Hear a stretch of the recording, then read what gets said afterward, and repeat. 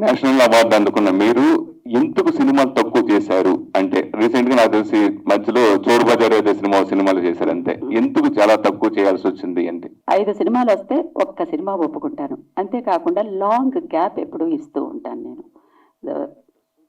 Characters, script, అంతేకాదు ఒక కథ చెప్పి ఇంకొక కథలో యాక్ట్ చేయవలసి వస్తుంది ఈ మధ్య ఆర్టిస్టులకి చాలా మందికి.